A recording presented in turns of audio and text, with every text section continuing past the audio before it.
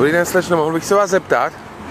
Dobrý den, já bych měl takovou malou otázku. Měla byste 2-3 minuty času na malý interview? Určitě. Určitě? Jo. Prosím vás, mohl bych se zeptat, co děláte za práci? Já dělám ve skladu. Ve skladu? No. Jako skladní? No, něco takového. Nebo papírové věci nějaké? S novinama. S novinama? Ano.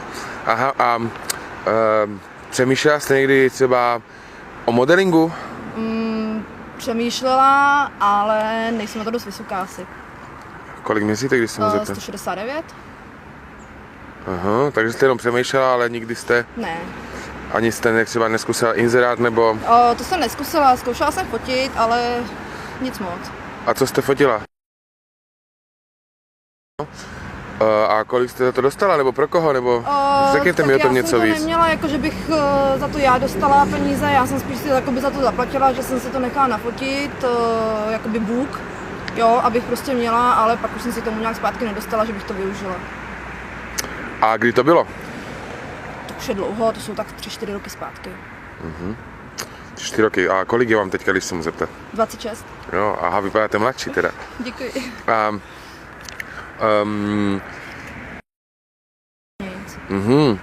Dobře.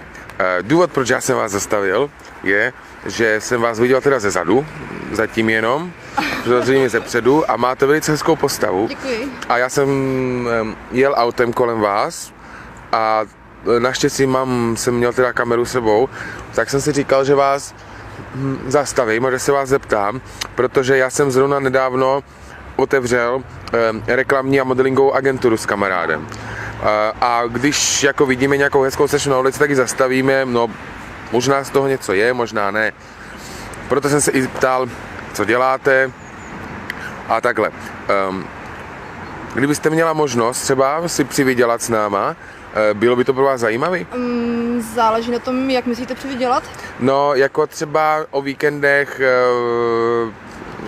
být, jako stát se modelkou pro nás a jelikož pracujete, jak jste říkala, tak přes víkendy. Máte fantastickou postavu, takže jsem si říkal, spodní prádlo, plávky, takovýhle věci fotit a já nevím, jestli jste nějak jako stydlivá nebo nejste, ale říkal jsem si, že třeba, počkejte, já se musím podívat, že bych vám dal třeba 2000, podívejte se, kdybyste mi jako ukázala vaši figuru. Jako, že bych se tady měla takhle svíknout? Nesvíknout, jenom stačí jako rozepnout a... Ne, tak nikdo tady kolem není, tak... I nějaký prachy mám s sebou, jestli, když jako pomineme ten casting, jo, jestli byste si třeba nechtěla ještě 10 vydělat teďka. Jak? Jak? No, co by to mělo... Tak říkala jste, že se jako rozvádíte. Podívejte se, já mám tady, když to spočítejte, já vám pak řeknu.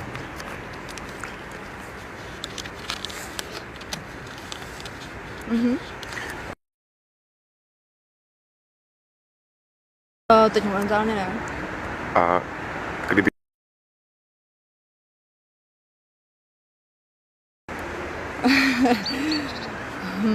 To je zajímavá nabídka. To já nevím teda. Bych musela hodně přemýšlet. A můžete přemýšlet, času dost? Já nikam nespěchám. Ne? Pojďte, zkusíme něco najít.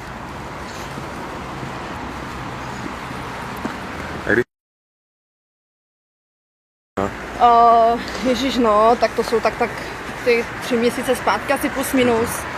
Tady už jedou auta. Co kdybychom to šli zkusit někam tam? Nebo do toho, jo, co kdybychom to šli zkusit tam? No, můžeme, no. Jo, tak já vás následuju, jo? Tak pojď se mi na tam. Hele, jo, to chceš, poslouchejte. Teď bych vám dal ještě, počkejte, kolik to je. Ještě 1 desítečku. Ty jo, hele, tak to už nevím. To už je trošku, nevím, jako takový. Koukněte. To je 20 000, to je jako vaše výplata z přesčasova. No to jo, no. To sice jo, ale já fakt nevím to.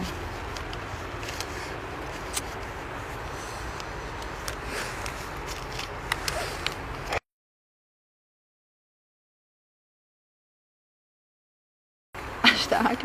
To. Dobře, no, tak. Tak chvilku. Chvíličku, potom.